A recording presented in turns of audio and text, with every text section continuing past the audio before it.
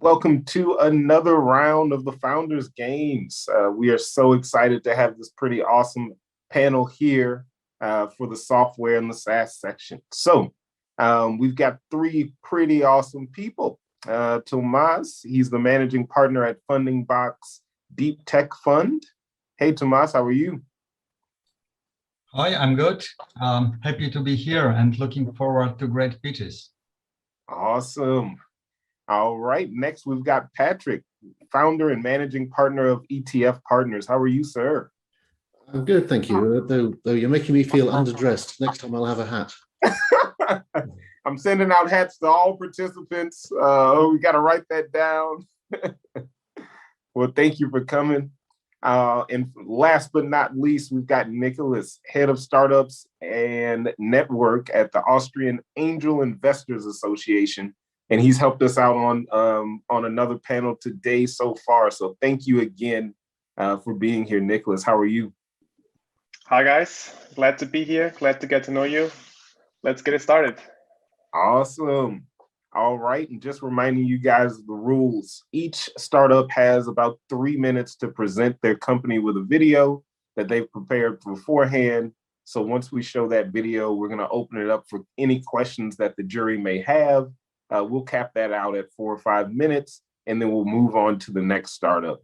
At the end, we're going to be having any feedback that the jury may want to provide or any additional questions that they have, and we'll make some time for that. But each team is judged on a scale from 1 to 10 in 5 categories. So team capacity is 1, project scalability 2, business approach, marketing approach, and the uniqueness of the idea. So after that, you'll be able to see everything on the website as well for any feedback that the teams got and also their scores. But all right, so first we're gonna kick it off with a company out of Germany, expertlead. They've actually raised about 9.5 million euros so far. It is an HR tech company that specializes in the recruitment and technical assessment of IT experts. Let's check out their video. Hi everyone, my name is Alex. I'm one of the founders of expertlead. We are specialized in tech recruiting and we help companies to find, assess and hire the right tech people. We all at expertlead believe that it's time that quality matters in tech recruiting. And why is this the case? Yeah, because market dynamics have changed significantly. Yeah, so a long time ago, when I actually started my career at McKinsey, it was all about software is eating the world. It was 2011. There was this famous article in the Wall Street Journal, and everyone was thinking about software. However, if we change towards today, it's not about software that is eating the world, because people realize that actually good software developers are eating the world. Why is this the case? Because 95% of the corporates at the moment are struggling to find the right IT people.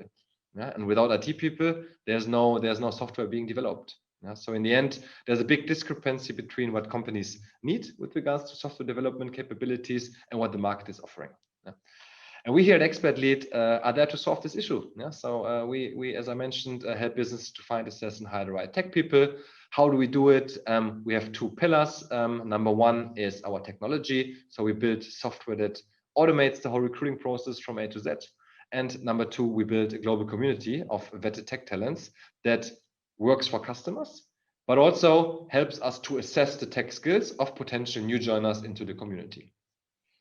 Quick example on the technology. So we build software that helps us to rank millions of tech profiles based on code contributions. So what we do is we understand what kind of code has been published online on GitHub, GitLab, Stack Overflow, and the like. We rank the code quality. We enrich the quality with talent data from other platforms so that we are in a position to reach out to the strongest developers with just a few clicks.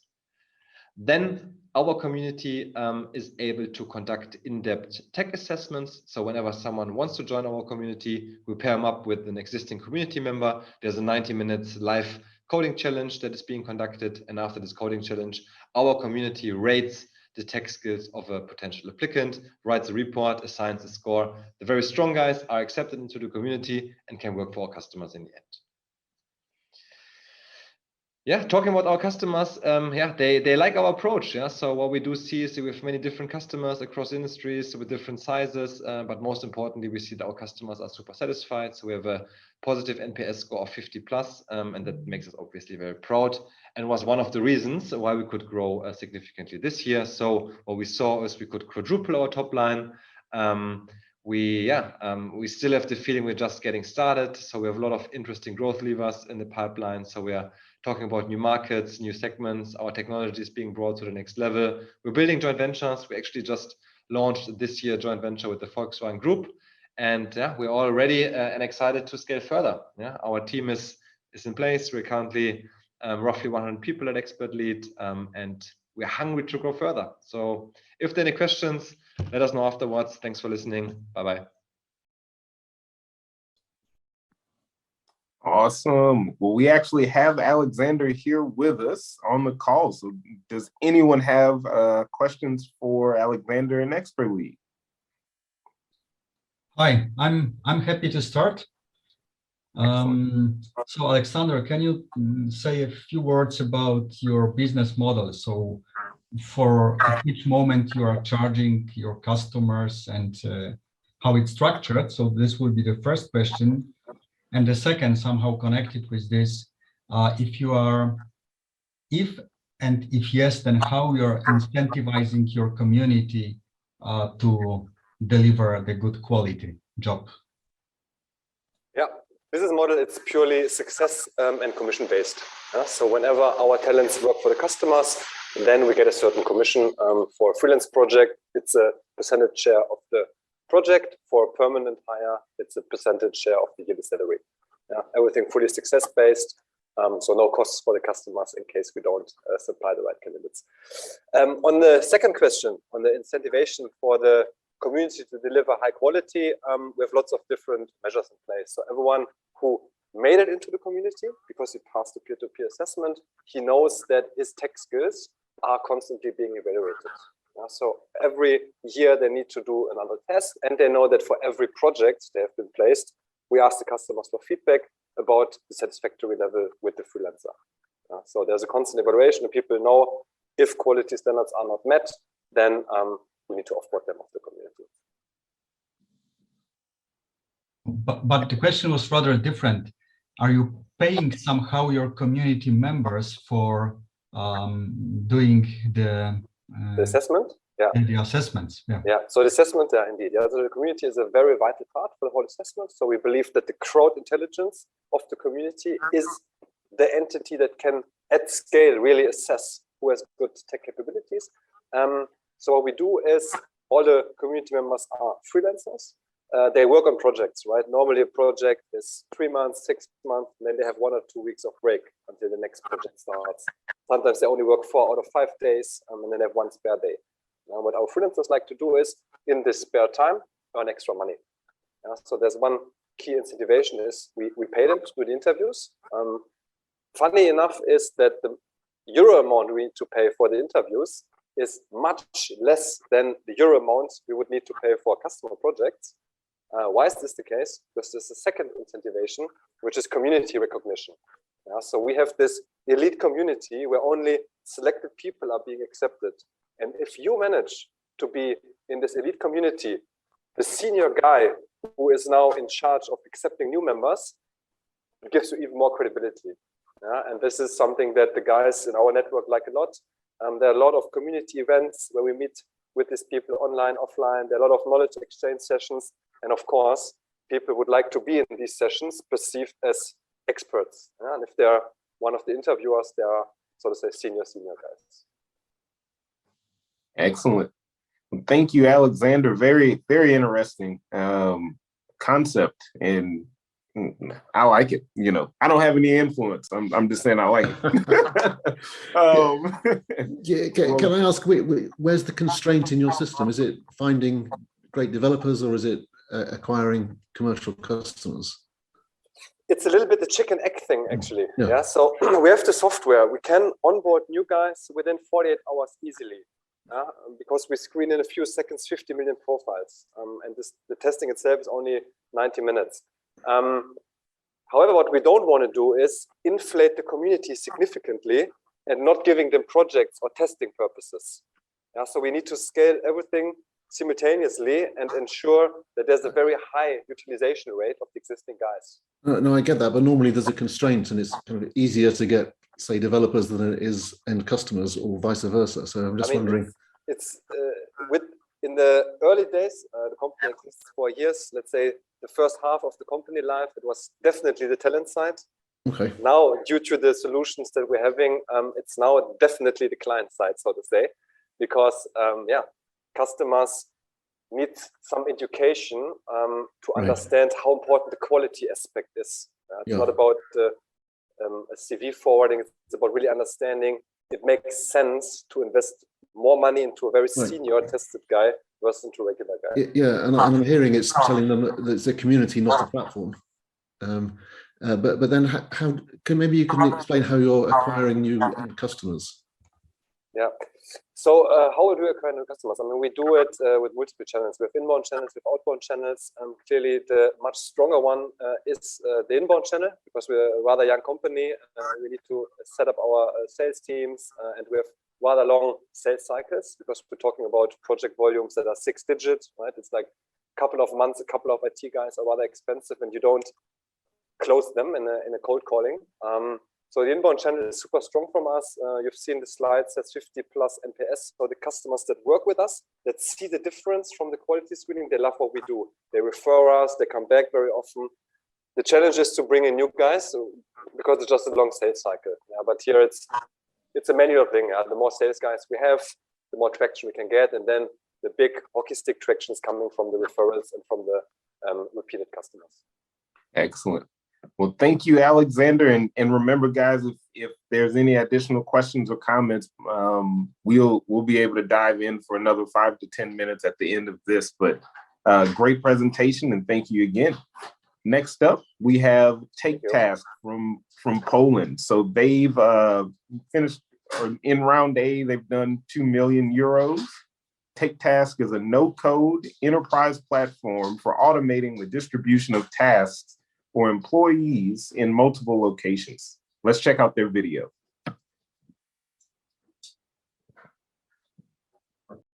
Hello, I'm Sebastian, the founder and the CEO of TakeTask.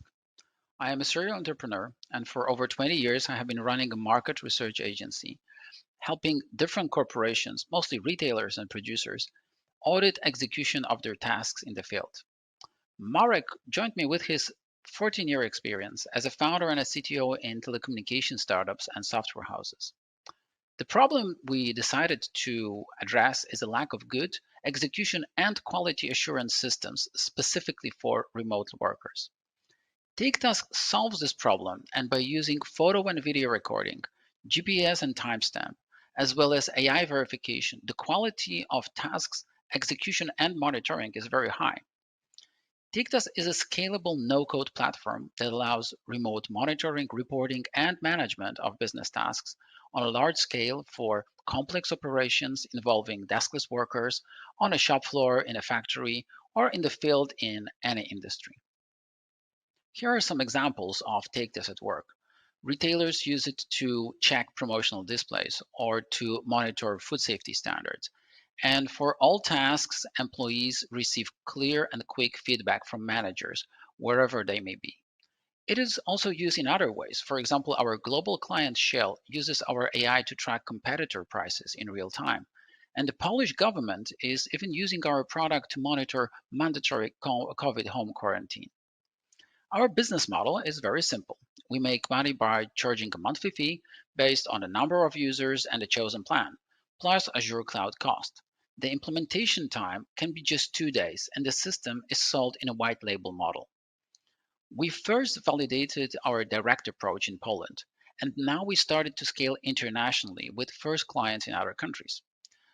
We also have an indirect sales channel via multiple partners like consultancies, telecoms, and IT integrators. This channel allows us to explore new industries and geographies. Our total revenue in 2020 was almost 1.2 million euros. This year, we reached this level in August. We got some significant contracts from the government, light color, But public sector is not our target sales segment. Enterprise clients are. Collaboration software market is a big and is expected to grow from 9 to 30 billion in the following years. Our competitors fall into 3 categories. We take the best from their approaches. We combine flexibility and scalability with a multi-industry approach. In the last year, we concentrated on product development. 70% of our team are IT developers. Now we are ready to scale internationally, but rapid expansion requires additional funds. We had a late seed round in Q1 this year, but did not close it in full. This is why we will launch a pre-Series A after we reach 80K MRR. What do we expect to happen in mid-2022? Thank you. All right, great. And we actually have Sebastian here with us. Any questions for TakeTask? So it sounds, listening to you, like you're a very technologically focused team, and you're aiming to internationalize. Can you talk a little bit about your recruitment of extra team members on the commercial side? So generally, we do not have a sales team at this moment. We want to establish a sales team in either UK or in Ireland after a financial round, because at this moment we are break even. We have limited resources. We have small profits. So this is not an area where we can expand now. So we need to grow organically till some point. We are now at about 45K MRR. So we should grow within the next few months up to 60, 80K. And either we'll grow organically and build a sales team, or we'll fundraise something in the second part of 2022, and then we'll be able to build this team rapidly, like 5 or 6 people, because this is the best way to approach building sales teams. Yeah, I understand. Thank you. That's very helpful. And I'm intrigued as to how good your AI is, because you're looking at a number of different use cases, I think, with a small team. Okay, so the AI is a very narrow kind of AI. It's reading prices from the monoliths, and it's actually a couple of different technologies combined, and it has 98% accuracy within 2 or 3 seconds from scanning. So I think it's quite reasonable. So the AI is just on that element, and the visuals are done manually then? No. So the employee of a single petrol station goes to the competitors. They scan the monolith, and in 2 or 3 seconds, they get on their smartphone the prices. And if they are correct, and they are correct in 98%, they just click and the prices goes to the global pricing system at Shell. Okay, I've got it. Thank you. Excellent. All right, and thank you again, Sebastian. Any additional questions, feel free to ask in the open round. So next up, we have Safety Compass. They are a post-seed company based out of Australia. They've raised about 40,000 euros so far. Safety Compass provides the link between critical safety info and people at work. Here's their video. Hi there, my name's Adam Poole. I'm the co-founder and CEO of Safety Compass. Our vision as a company is to create a world where everyone comes home from work. I can tell you all about how workplace injuries change your life. It happened to me many years ago when I was a mechanic. I just finished an apprenticeship when I sustained an injury that saw me off work for 6 months. This inspired my career in safety, where I realized that every day, 6,500 people go to work and don't come home. That's more than 2.5 million people a year that lose their lives at work, and workplace injuries also hurt more than 500 million people every year. The current method of managing workplace safety is complex, and it tends to be paper-based.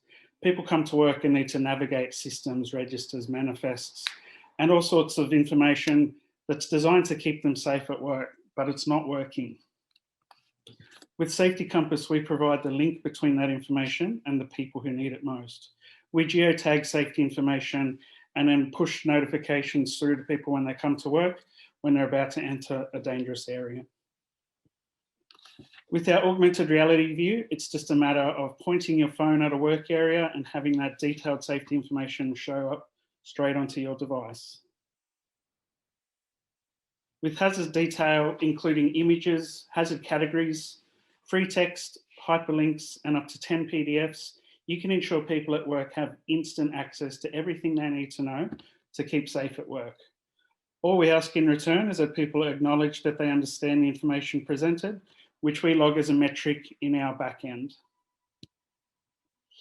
Our next feature set is going to modernize the augmented reality that we have at the moment. We're looking at better geofencing, spatial anchors, and upgrades to our AR engine. This will help engage people in using Safety Compass and ensure that the app gets used frequently. We have implemented Safety Compass at a large electrical utility here in Australia, and we took their existing info, we took images of their people at work, and we used that to create a detailed profile for people working with Endeavour Energy. The evidence is there to support what we're doing. By building a worker-centric tool, we can increase their workplace situational awareness, a leading factor in incidents at work. License model is a simple per user per month fee, very scalable, not cost prohibitive, and we can also do full turnkey implementation as we've done with Endeavour Energy. So please come and talk to me, come and talk to us about Safety Compass. We'd love to work with you. We're recruiting in Hong Kong for 2022. So let's talk. Thanks a lot. All right. And so we can actually talk to Adam right now. So Adam, thanks again for being here. Anyone have any questions for Adam and Safety Compass? Hey Adam, do you have any traction right now? And the following question, what is or what's going to be your business model? Because as Guy Kawasaki says, sales fixes everything. So I think that's the most important issue to think when talking about startups and their traction. Sure. Our traction at the moment is with Endeavour Energy, the electrical utility here in Australia. They have 2,000 users at the moment. We're just in the process of renewing that deal with Endeavour. As we speak, essentially, they want better geofencing so that when somebody goes to a site, they can receive information right down to the scale of customer sites if they've got aggressive dogs, for example. That's a problem for Endeavour Energy. So that's something we're looking to solve with them. Business model wise, it is a per user per month subscription fee at the moment. And there's also revenue opportunities in the data migration and turnkey setup space. And Adam, can I just ask you to comment on how long it takes for a company to get set up to use your system? Because I'm interested in the speed of onboarding of your customers and the sales cycle and the resources you have to put into that. Sure, of course. So with Endeavour Energy, we mapped 200 sites for them, and we could map around 20 sites remotely per day. So it was a fairly quick setup for these guys. If you're on site and there's a change or there's a hazard that comes on site, you can add that directly into the app within a couple of minutes. That's impressive. Thank you. Sure.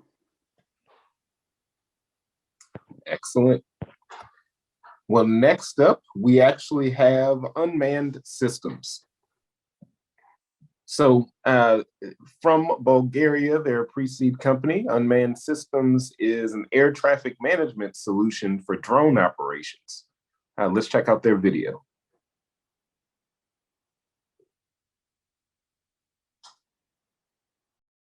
Hi everybody, my name is Stefan Christozov from Unmanned Systems Bulgaria. In our company, we develop and deploy air traffic management solutions for drone operations, or as it is right now known throughout Europe, U-Space. Meet John, who in the current example is a farmer, but John can be pretty much any number of things. Recently, he acquired a drone for his professional needs at the company Unfortunately for him, he overflew a restricted site nearby, but now he's into a lot of trouble because of that. What if we can provide him with much faster flight approvals and he didn't have to bypass the whole procedure with the authorities? And what if we can represent the airspace in a much friendly manner? Updated, of course, in real time so that he has the confidence that he flies in compliance with the current regulations. All these put onto his preferred device, being a tablet or even the ground control station from where he controls the drone. Basically, what we do is we connect John with the authorities, and whenever there is a flight intent, he can communicate it. He's then debriefed just before the flight, and he's allowed to go. Basically, we ask him to pay us an annual subscription plan of €100, for example. We start with these 10,000 people in Bulgaria, but our aim is to expand Europe-wide. It is estimated that services like ours will reach €2 billion in the next 5 to 10 years. Just to put this into perspective, globally, air traffic management services market is estimated at €10 billion at the moment. This paradigm shift to drone operations rendered some of the traditional stakeholders like Gunce prepared, and we have a much better market awareness here in Bulgaria than our competitors from abroad. We have this network of representatives throughout the community. They explain to the people that this is an aviation safety related issue. It's going to be mandatory and enforceable at one point in the future. And it's just a piece of a much larger initiative of urban air mobility. We have secured strategic partnerships with Balkansky Air Force Academy, where we'll test bed the system, and with Gunce to jointly roll out iSpace in Bulgaria. The team, as you can see, is young with a lot of expertise in aviation, IT, and manpower. And we also work with one of the best advisors available. Our ask is for 250,000 to first deliver the service first on the market, to before that test it in a controlled environment, and to certify it in accordance with the new regulation of the EU. Thank you for your time. Thank you. I'm looking forward to your questions. And if we succeed in our initiative, then we can allow the sky to a lot more use cases and a lot more businesses to grow. Thank you for your time. Excellent. And we've got Stefan here now with Unmanned Systems. So any questions for him? Stefan, can you talk to how you work within the regulatory environment, and do you have to be approved by the national aviation authorities, or how does that work? Yes, the threshold of entering that kind of the aviation market in general is certification or licensing in a certain way. So this is also a barrier to other entries. And are they a sales channel for you, or you do your sales separate to that? Basically, what we think is to promote this. Most of the drone operators already have an idea of the technology, and what we'll do, we'll promote the service. But when we've thought it through, it actually makes more sense to reach out to municipalities or insurance agents also that might require some log of the particular flight, or etc. etc. So basically, we also can sell data. And right, because I'm trying to figure out whether you're selling a benefit to me as a drone user, or whether the benefit is to somewhere else in the ecosystem. It's mutual. Okay. It basically gives you a lot more quicker flight approvals. As I said, that allows your business to grow. You produce more flights, and that allows your business to scale. Imagine a last mile delivery company, for example. They will do 20,000 flights. Actually, this is a real number. 20,000 flights are estimated to happen above Sofia in 2025 every hour. So that's impossible without such a system.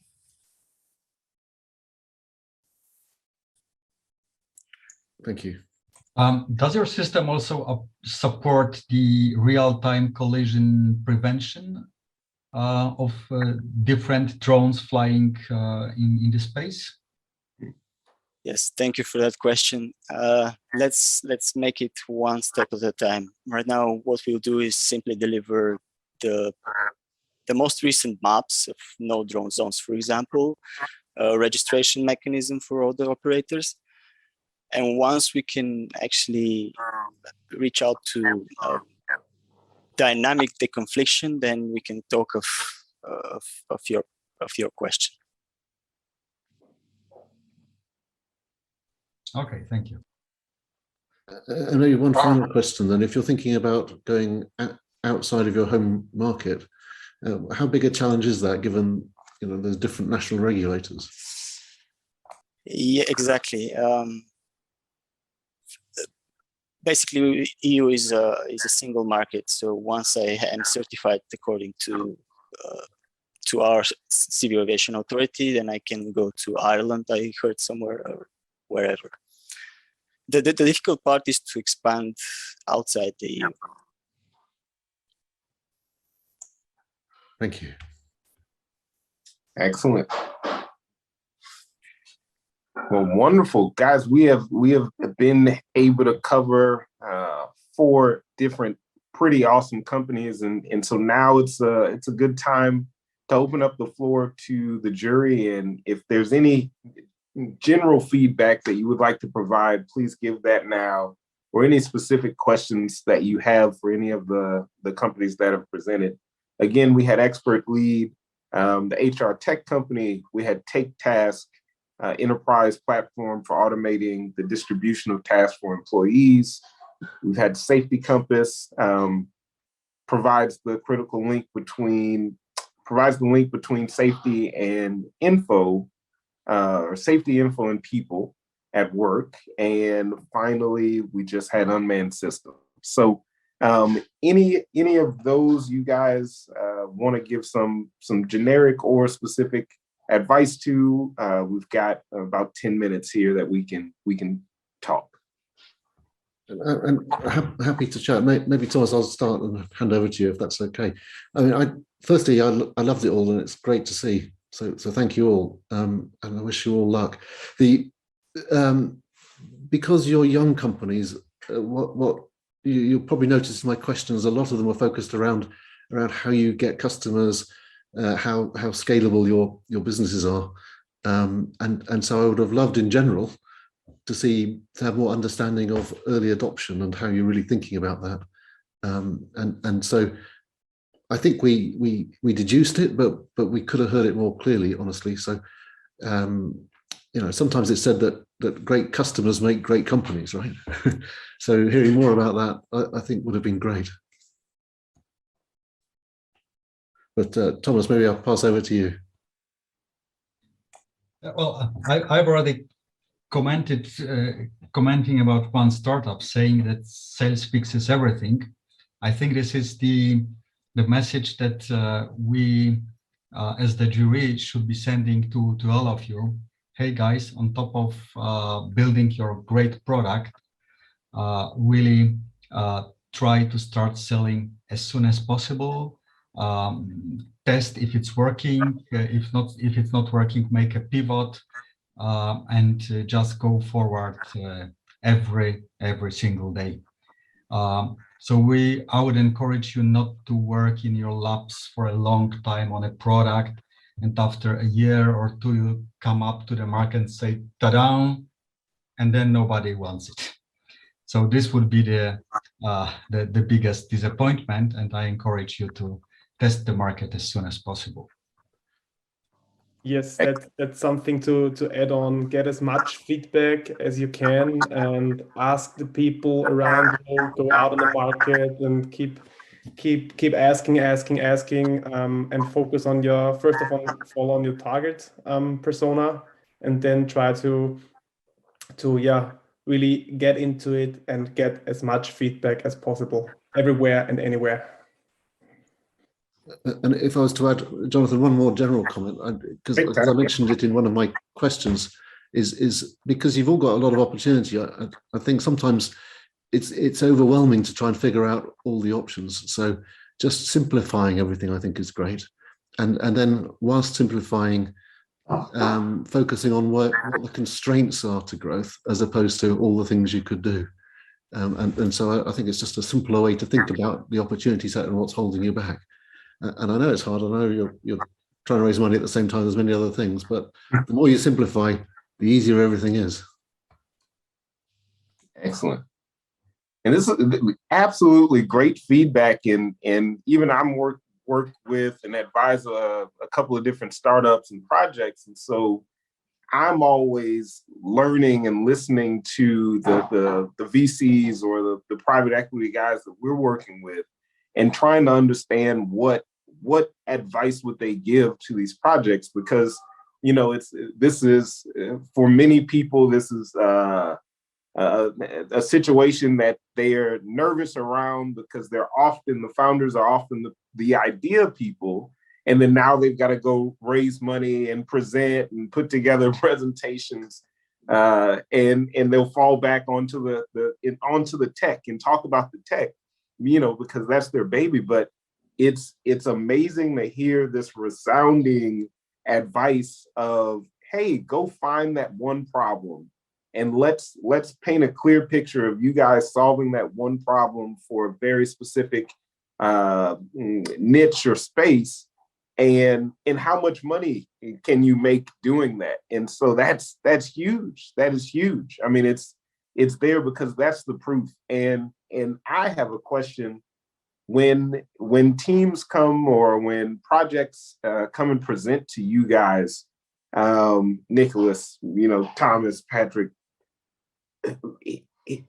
does the revenue carry a much larger weight than some of the other things, say the team and the potential opportunity? Because you guys are looking to invest in, you know, as close to a proven concept as possible. So is that correct? So yes, in short, I think that an investor's job is to make money for their investors, right? And so we're trying to reduce the risk to that and have the biggest outcome. Now, in venture capital, we will take big risk to get big outcome, but we should not take unnecessary risk. That's irrational. And so there's no magic amount of revenue to me, but the quality of it, you know, the understanding that people are buying from you because it's completely compelling and they'll keep buying, and there's lots of people like that who'll keep buying. That's really key, right? So the revenue and the growth of revenue is proof of compelling need and the ability to scale. So it's that way around to me. Excellent. Well, there need to be a good product, no doubt. There need to be a good team, no doubt. So once those two things are checked, then the investors are looking for a kind of a proof that it starts working. So initial traction, making quick pivots, improvement of the product, improvement of the service, that's something that we are definitely looking for. Excellent. All right. So yes, we are wrapping up here. If anyone has anything additional to offer to the team, feel free to do that now. But if not, we'll wrap up. No, go for it. And the secret of success is keeping going and being resilient, really. So keep going. Well done. Awesome. Well, thank you to our jury. Thank you to everyone that presented today. Absolutely amazing job. You guys did incredible. So thank you for all the feedback, and we look forward to seeing your scores on how everybody did and figuring out who the winner of this competition is going to be. Thank you. Awesome. Welcome to another round of the Founders Games. We've got an incredible investors jury here for this round, and we're excited to introduce them. So first, we've got Tommaso Maschera, and he's a venture partner at Plug and Play in Italy. Hey, Tommaso, how are you? Hello, everyone. Happy to be here. Doing well, thank you, and nice to meet you all. Excellent. Welcome. All right, next up, we've got SC Moatti, founding and managing partner of Mighty Capital. Hi, everyone. Great to be here. Welcome. All right, next we've got Madeline Lawrence, associate at Peak Capital. Yes. Hey, nice to see you. Pleasure. All right, and last but not least, Karina, founder and CEO of Sloane Ventures. Hey everyone, good to be back. Welcome. All right, and so I'm just going to remind everyone of the rules. We've got some awesome startups, and they're going to have 3 minutes to present a video that they've prepared beforehand. After they've finished, we'll open up Q&A for about 5 minutes. That's going to be questions from the jury to the startups. The jury has the important task of providing their evaluation and giving some tips and asking questions. During this time, the startups will be ranked from 1 to 10 on 5 different topics. So that's going to be team capacity, project scalability, business approach, marketing approach, and the uniqueness of the idea. So after all of the startups present, we're going to wrap up with about 7 to 10 minutes of open Q&A and general feedback. So if the jurors feel like there's anything that they want to share with the startups, we will do that then. But first, we are going to start with iSpeak app. And so their pre-seed venture out of Lithuania, iSpeak app is an interactive TikTok for language learning. So we'll start with their video.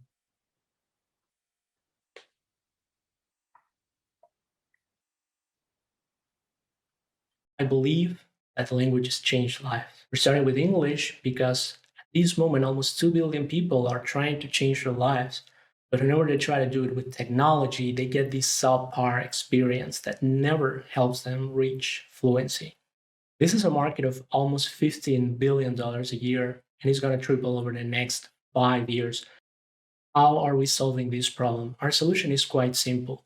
Learn with short interactive videos, but not just videos that you can actually talk to, that there comes with recognition, that you can have a conversation with, and that you get to explore and navigate in the very same way that you do it in the social media that nowadays you love and like. And for those creators and teachers that are trying to find the best way to deliver value to their communities, they can just come and create their content in a matter of seconds. And all this content that they create is delivered in the smartest way to the students. Every student gets a personalized and unique playlist that helps them learn and that becomes better time and time again as they interact with our platform. How are we doing things differently, and we'll continue to do them differently? First, we don't believe that everybody is the same, and they deserve not only a unique and personalized experience, but also a social experience that you don't find on the other apps. And we believe that the future of this economy is attending the needs of those underserved millennial workforce that are trying to learn English and find new jobs. The future income sharing agreements model is where we're going to set ourselves apart from this industry. We started selling to corporate and educational schools on a B2B model, in which we basically give them a free language test for their entire company. And based on that, we offer a recommendation of the best plan that will accommodate to their needs, and then start closing the sales. We're going to close the year with almost $8,000 in revenue for the last quarter and almost 6,000 user noise. We have also been selected by the Ministry of Education of Israel to use our app to solve the problems in their ecosystem. Our focus is on the low OPEX so that we can launch our B2C product and grow it in Europe and LATAM, giving us the opportunity to reach product market fit on the third quarter and closing on 20K on monthly recurring revenue on first year, so that we can mature as a company and close our Series A with $200,000 in MRR on the second year. We're building from Vilnius with a heart from Latin America. My co-founder is an expert in video delivery technologies, and we have a very qualified and international team to achieve our goals. We're currently bootstrapping and raising our first round, or seed round. We're looking for $500,000 that would allow us to execute the plan that I described and focus on the early efforts on customer and product development. I'll be happy to discuss the details with you. Just drop me an email. Excellent. Well, we actually have Sandro here with us. So welcome, Sandro. And does anyone from the panel have questions for iSpeak? Hi, I can just jump in if you don't mind. Of course. Sure. Hi, first of all, thanks for putting together this presentation. Congrats on getting the traction where you're at today. So I just wanted to understand your competitive market a little bit better in terms of existing players out there. What are the barriers in expanding their current product range and start doing what you're doing right now? How do you differentiate yourself? Yeah. So the biggest differentiator is what's in their soul of these companies, and is the idea that you can learn through vocabulary games in isolation, right? Even if they're trying to innovate and bring like new things, it's just embedded in the large companies they are. Even Duolingo would have a hard time like switching or trying to build something different. So we actually believe that that not only content is king, but also content with social interaction. You either as a student or as a teacher being able to connect and to just work in the platform and connecting with many others. And having said that, the way we're building recommendations and building playlists comes with a different take on our AI. Probably that will need a more elaborate answer, but we're just building a recommendation system that is more the likes of Amazon than the likes of Duolingo or any other vocabulary app that you can think of. Okay, thank you. Just a quick question on my side as well. Do you actually produce any content, or do you just distribute content produced by teachers? Or I'm not sure I got this part. Yeah, we do both. So we started producing the contents ourselves. Just last week we started with CUPL in Beijing. And we have 32 content creators there. So they're students, actually, 250 students, but 32, the most advanced, they have started creating content. So yeah, we started ourselves, but the end goal is for the actual community to build their content, teachers and creators. And maybe if you can also elaborate a little bit on the kind of personalization angle. You mentioned that in your pitch. So how do you fit that into kind of content that is already being produced? Yeah. So at the moment we started or we're monetizing on a per user per month base, of course. But also the big plug is to serve public schools where funding is always a challenge in emerging economies. So our goal is to train those people, train those kids, and then get them jobs that are related to language fluency, and to the same companies that are already buying from us to help their employees become fluent. So that is the long-term vision. But right now we're focusing on the SaaS model, on just per user per student. And as a matter of fact, we're starting with 10 schools in January in Israel, with the possibility of expanding to nationwide on September 22. Yeah. Excellent. Well, Sandro, I have a question for Sandro, if there's a bit of time. Yes. Sandro, what do you think will be your exit strategy? Yeah, so I think that definitely the big buyers, there are big buyers out there that are trying to get a better take on the content game. For instance, Pearson and the big publishers, they have already started to understand that that's the way to go. I would say that will be selling to them.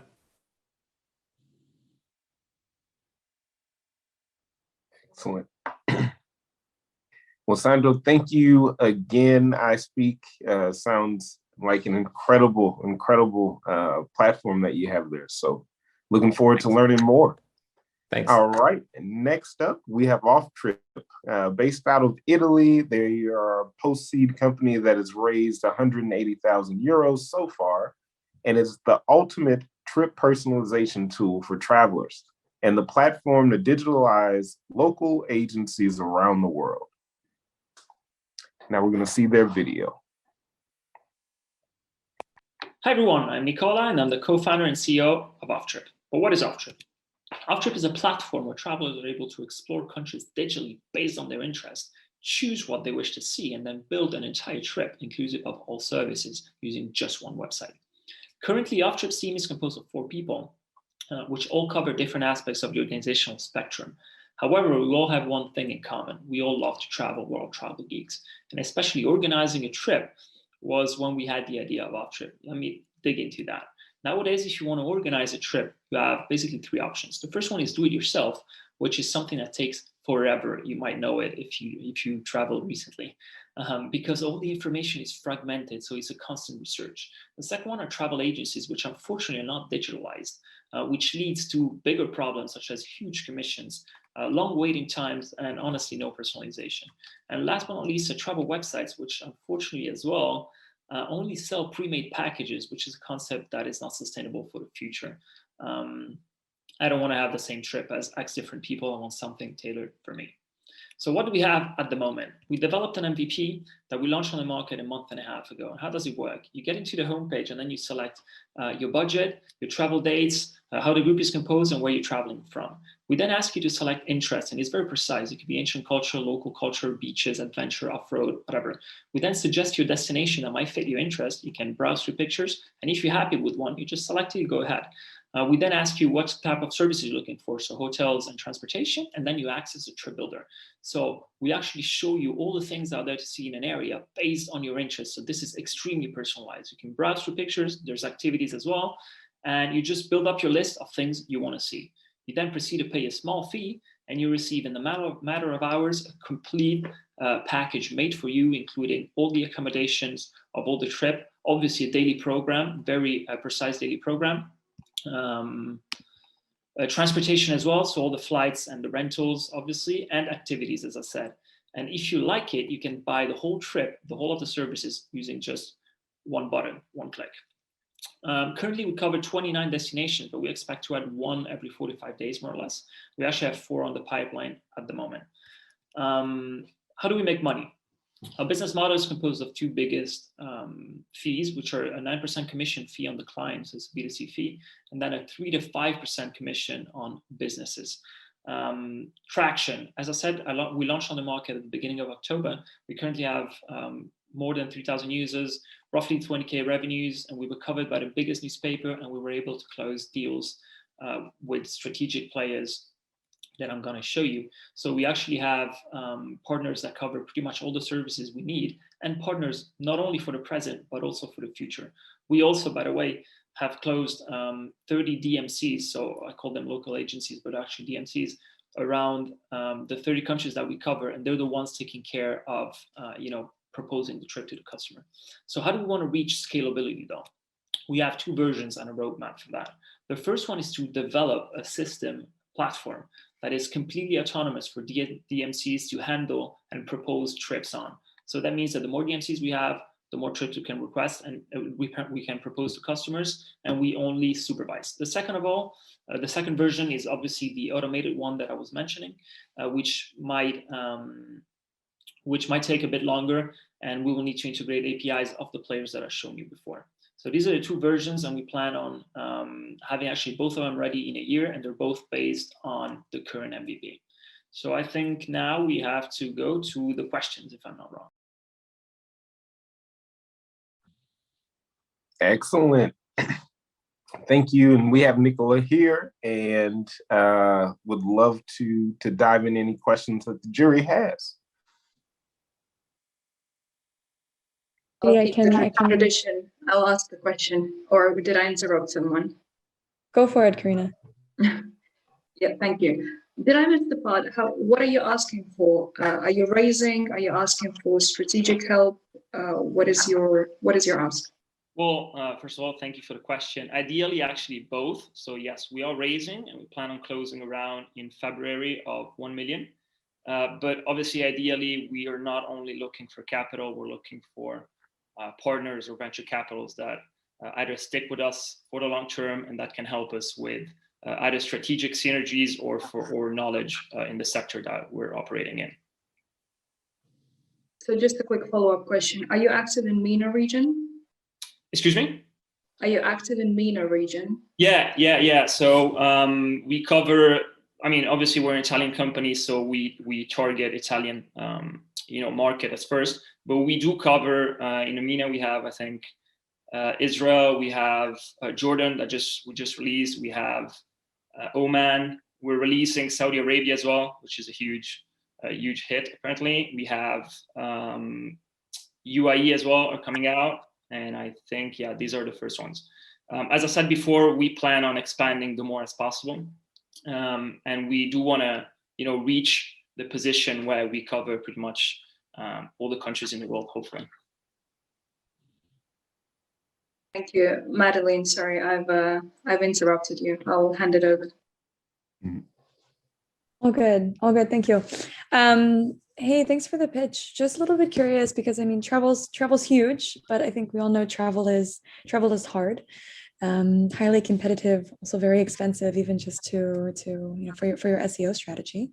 So I wonder a little bit about how you really position yourself in the wider competitive landscape, and what really makes Offtryp, I suppose, the winning recipe. Yeah, so I think the winning recipe is really it's personalization. We offer something that no one else at the moment offers, which is total personalization. So as I mentioned in the pitch, a lot of companies either offer you pre-made trips or are trying to automate the whole process, but still based on a pre-made trip, and then you just change some services. We really want to make it as tailored as possible, and allowing customers to choose really what they want to see. So this is, I think, our biggest differentiator. The second thing that you mentioned, that yes, it's very expensive, and that's true. But the fact that as a first step, we want to digitalize the process for local DMCs, which are basically local agencies around the world. I think that's very useful for us because obviously the more marketing they do themselves for us, the more clients they get on our platform. So that would help, kind of pushing the marketing and the SEO strategies pretty much around the world and not only on one place. But I think the biggest differentiator is definitely personalization and the fact that really, you can choose and whatever you want to see and then book it all in just one platform. Awesome. Thanks, Nicola, for the pitch. Quick question on my side as well, if there's any left. So you mentioned that you have kind of a pricing model, rather a business model that is based both on B2C, kind of like a sort of percentage that you take, 9% if I'm not mistaken, and you also quoted a B2B kind of pricing. I'm wondering what that is. So the B2B is actually every time that we book a service, so either it's a hotel or a plane or something, it's pretty much the same. We have a commission on what we book. So obviously it's a lower commission than on the customer, but in the long term, we actually want to, the more scalable we are, the more customers we have, the more the B2B commission can be slightly higher, and obviously the commission on customers can be lower. So yeah, this is it. Got it. Thanks. No worries. Excellent. And thank you again, Nicola. My pleasure. Awesome concept. All right. And next up, we've got Metabeta, Romanian company, post-seed. They've raised 500,000 euros so far. It's a data-driven investment platform for early-stage startups and investors. So they may be here to grab some new users, Hopefully. Yes. Well, awesome. Let's show their video. Excited about this one.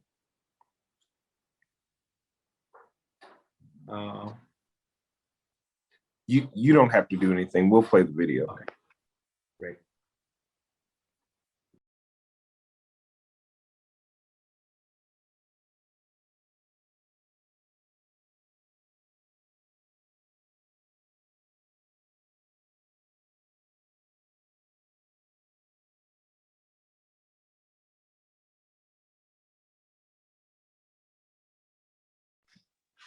All right, and just checking in with back office for the video.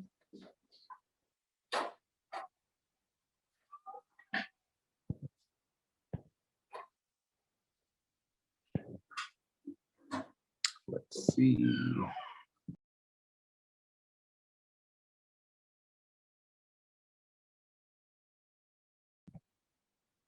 All right. Yes, so it looks like you're going to get the amazing opportunity to pitch live. So, okay. Yeah, if you want, feel free, just start and let me know if you have any questions or if I can help. Can I get screen sharing permissions, please? Please, please, please. Let me check.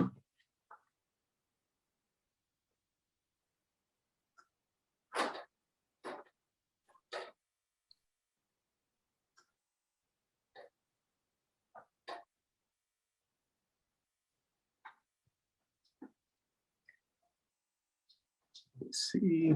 I'm checking on that. I think they heard it, obviously.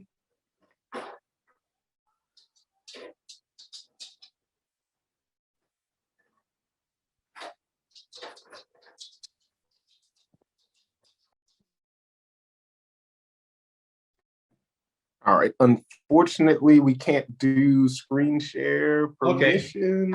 Then I have to adapt and just use my hands. Probably every entrepreneur should be prepared for this kind of trouble, technical trouble. Okay, so my name is Marius. I'm from Romania, and I'm the CEO and founder of Metabeta. What we're trying to do is build a data-driven investment platform for startups, accelerators, and investors. Now I'm going to start with a personal story. Both me and my co-founders have over 20 years experience in founding companies, raising money. We work with tech stars. I co-founded the program at MIT for startups, the MIT boot camps. My co-founder has 2 exits. I have 1 exit. Our CTO, again, has a lot of experience. So you would believe that, for people like us, it's easy to fundraise. Like when we've invested like 200,000 of our own money, but earlier this year when we started fundraising, it was brutal. Like we had, I think, over 60 meetings with investors. We got to a term sheet, then we realized the terms were very bad, so we had to restart everything again. Then, putting together, herding cats or angels to put them in an SPV again took 3 months, and end to end it took 9 months from when we started truly to pitch until we got the money in the bank. For many companies, this can be death. And to us, it was surprising that fundraising today hasn't changed much from the .com era 20 years ago. It's still warm intros, pitch decks, and a lot of gut feeling on the investor side. And we can understand them. They have to look at 1,000 pitch decks per year and then make a decision to find a unicorn, a potential unicorn. But in the end, if you look also on the end of the investors, things look pretty bad. Like only 5% of VC funds return more than the desired 3x to investors. So I thought, okay, what we can do about this? How can we bring fundraising for startups and investing for any type of early stage investor into the 21st century? And we've started building Metabeta, which is an investment platform. What we do basically is help investors discover signals about companies, then have access to company profiles, have all the tools and information to streamline the process and make it pretty easy. And if you think that this is a bad thing for startups, you should look like everything that's not the potentially high growth startups, where things are much less transparent, offline. And this leads to what's currently in Europe only is a 1.8 trillion euros gap in funding. We launched 2019, have already 30 accelerators and 60 investors on our platform, 6,000 startups. We've raised a $500,000 fund seed round. And basically what we're looking right now is either for pilots, so VCs or accelerators that are interested in discussing on how to work with us to grow our platform, or just connecting and keeping in touch for later 2022 when we are going to raise our bridge round, probably 1.5 million euros. So happy to discuss with everyone who has headaches in this area and is interested in the topic. Excellent. Thank you, Marius. Any questions?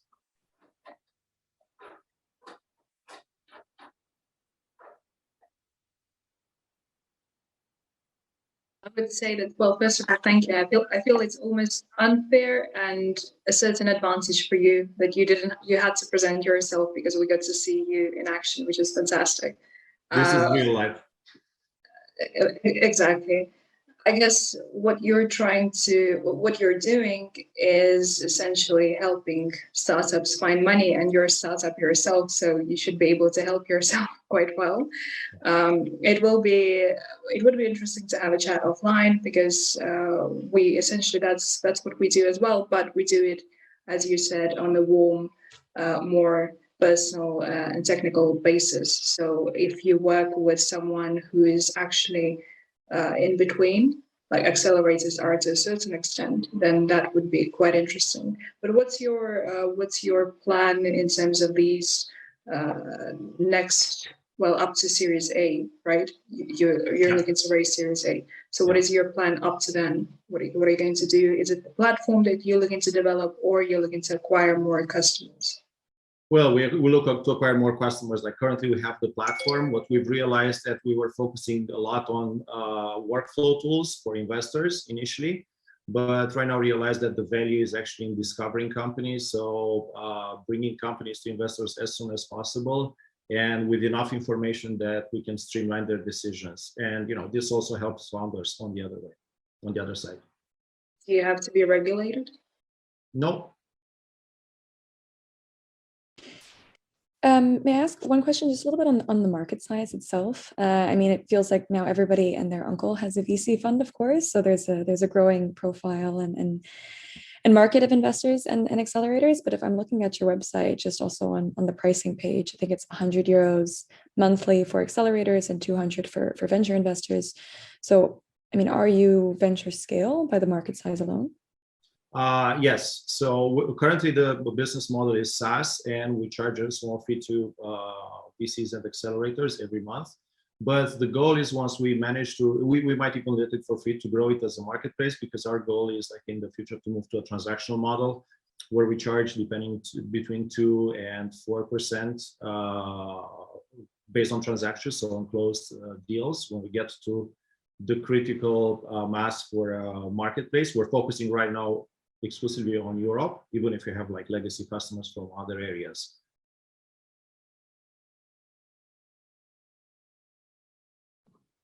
Excellent.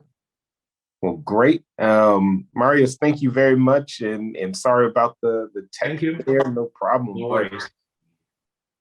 Well, great. We're going to move on to MyBiz Workflow. So they're out of the United States, post-seed company. They've raised €500,000 so far. It's a SaaS startup that can transform enterprise software development with low code to no code approaches. So let's show their video. Every major business uses software to manage their business. It takes a set of highly qualified, dedicated teams to build it, and it's not easy. But what if I told you, you can build your own custom software on our platform in less than an hour with features like project management, task management, workflow management, charts, etc. Let me show what I mean by that. Let's log in to the website. For any business that has a process, right? A process is nothing but a set of steps that you perform to do your job. As an example, if I pick up the patient consultation process, so this process has like 4 steps. Each step is represented as a tab. You make an appointment first, right? So when you take the appointment, you go there, and then the receptionist will actually record the time of your appointment and also reason for the visit, and you could save that. Then the nurse, right, takes your vitals, for example. That's your next step. You see the doctor, which is the 3rd step in the process, right? And then the doctor does diagnosis and prescribes the medication, probably schedules a follow-up, etc. And then you have the payment. So now in a gist, you have 4 steps here. It's a process. It could be any process. It could be any business. So now how do you build something like this? Now this is built on my platform. I could build this in less than an hour. That's exactly what I did. I'll show you how I built it. It's just something that is already existing, or your details on the process. Then you save it. Then you go to the steps. You mentioned this step, like you saw those tabs. The very first step is your appointment. And then you give some description here, what happens there. And followed by you give the role a name, like a receptionist doing that, and their email, for example, custom fields. So now we are not coding. There's no coding here. So you just keep adding this field you want, custom field, add it here, and then go and select the drop down, what you want. You want to record a date, a number, or a dollar amount, and mention what that field name is. And then go all the way down. There is, many more optional features here. If you're a developer or freelancer, you could actually hook up APIs to call from the screen to your API. You also have the routing aspect. Once you're done with that, you save that step and go to the next step. And then you repeat the same exact process. Mention what the next step is. Every task also has something which is very generic data, like the status. Put the effort in. Also, you can add attachments. It shows you how many processes you have open. We also support features like timelines, Kanban, process hierarchy, automated workflows, a template bazaar where third parties can sell their policies, and many more. Thanks for watching.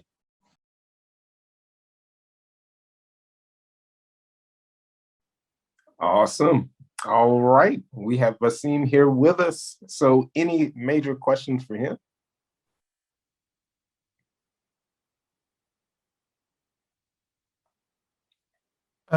Quick question on my side. Can you maybe talk a little bit about your competition? It seems to me like there's a lot of kind of no-code platforms or app builders to do something similar. So curious to hear kind of what you perceive as your competitive advantage.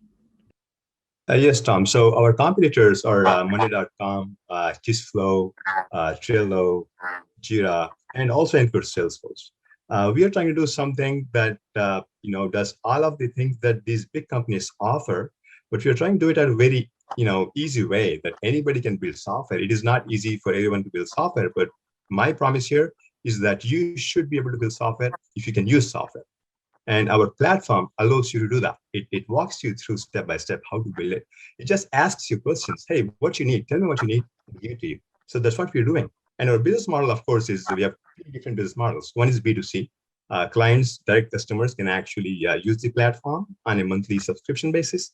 We have B2B, where we can actually build your processes for small, medium, and large businesses and then host it on-prem, right? It's enterprise applications, right? And also the B2B2C, where we are inviting freelancers, third parties, small companies, big companies, come build your software and on our platform, on our cloud, and sell it here. We get the subscription fee from the members, from the users, and also we charge a commission of those sales.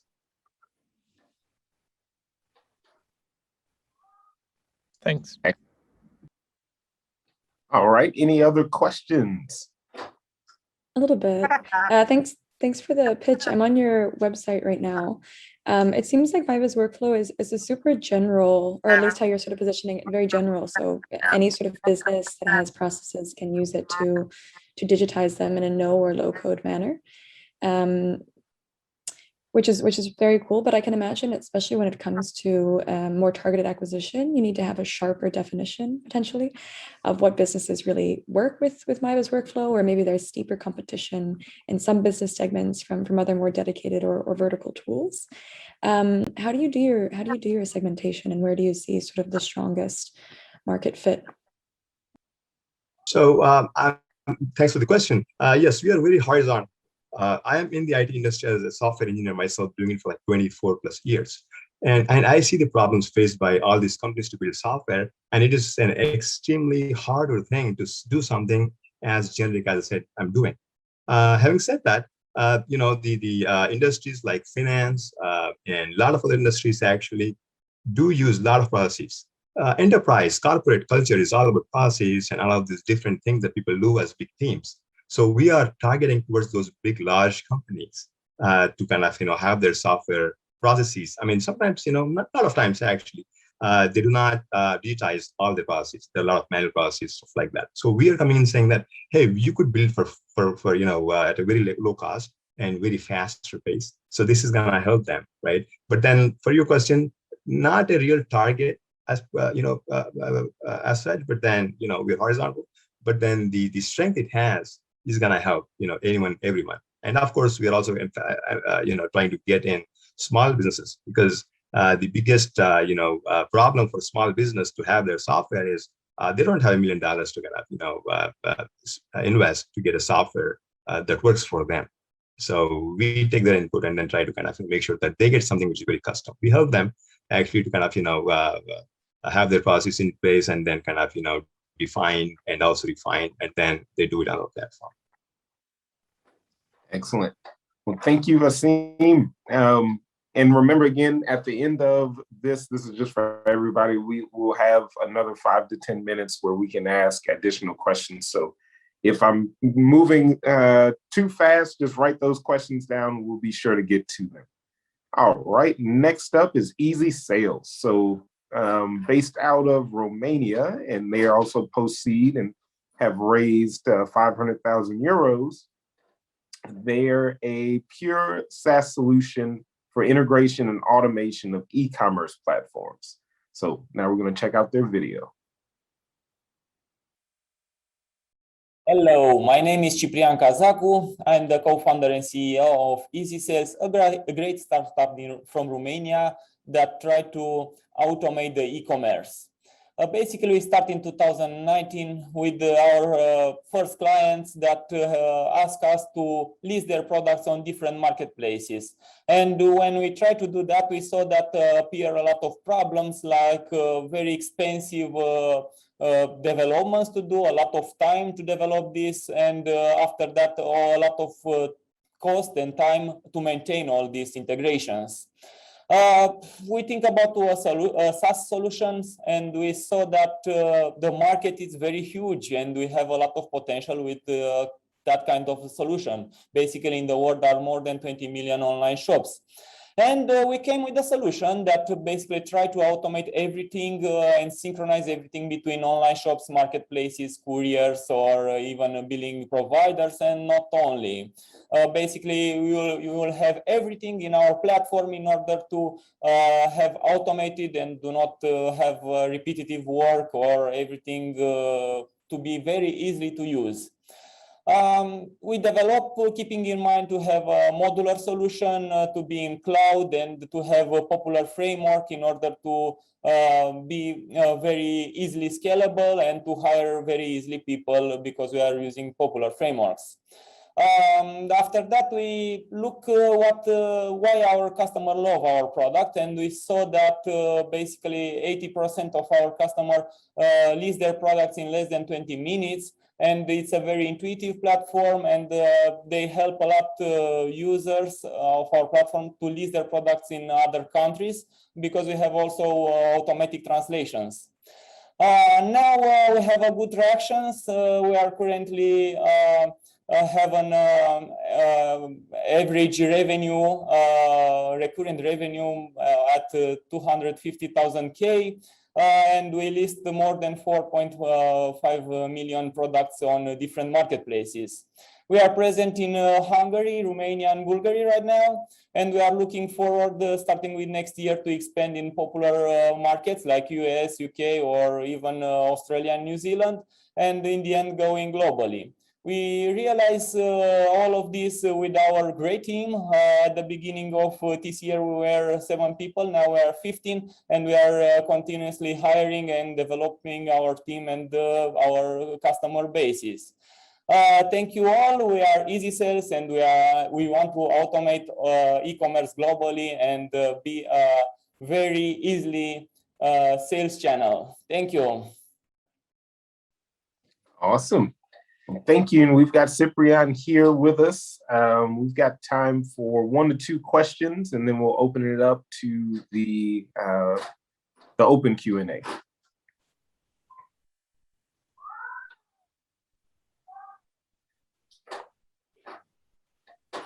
Do you have any traction so far?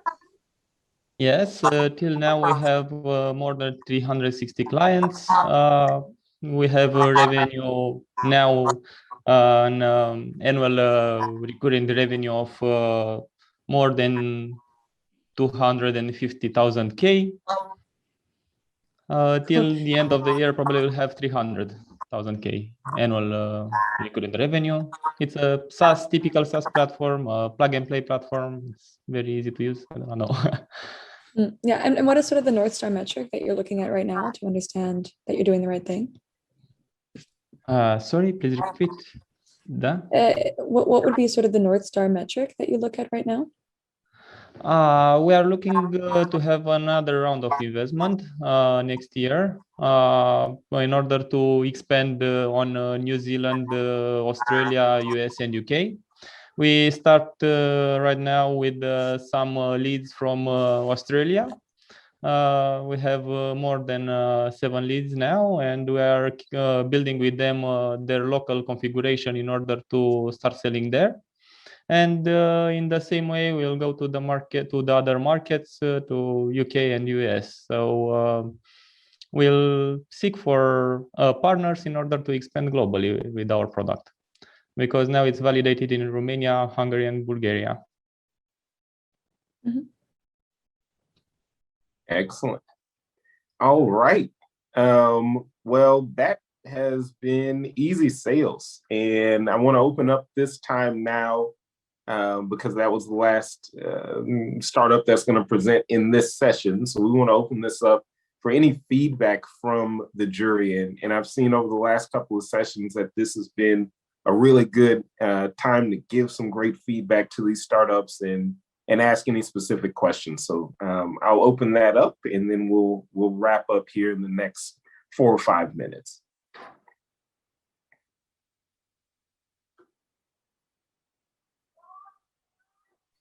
I can start. I like doing that. Yeah. Everyone, thanks a lot. Great to meet you all. And it's difficult to start a business and run a business, scale it, and so on. So I guess I just wanted to give a bit of a feedback to specific company, Vaccine. It would be great, I guess, just understand when you're coming into to a pitch like this, to have a structure. Maybe you've done it before, but in a different setup. It's great to have a look into a bit of a research, how to structure your pitch, what to focus on, because a product demo, an investment demo, or a general company overview, these are almost 3 different things. To me, it felt like a product demo. And specifically feedback on the product itself, it just seems that there are players out there, like Madeline has mentioned as well, with her question referring to certain other competitors. I guess maybe Wix or some other players out there. It's just I didn't quite understand what was the whole proposition about in terms of the competitiveness and so on. So that happy to have a little bit of a chat on the side whenever you have time next year. So there is also another group on Clubhouse. There are actually many groups that help startups to get pitch ready. To me, it felt just a bit raw, but I'm sure you have all the capability to execute and just sharpen the presentation. So that would be my one thing that I really wanted to convey. Thanks, Karina. I realized that a little bit late, but then I appreciate your feedback. Thank you.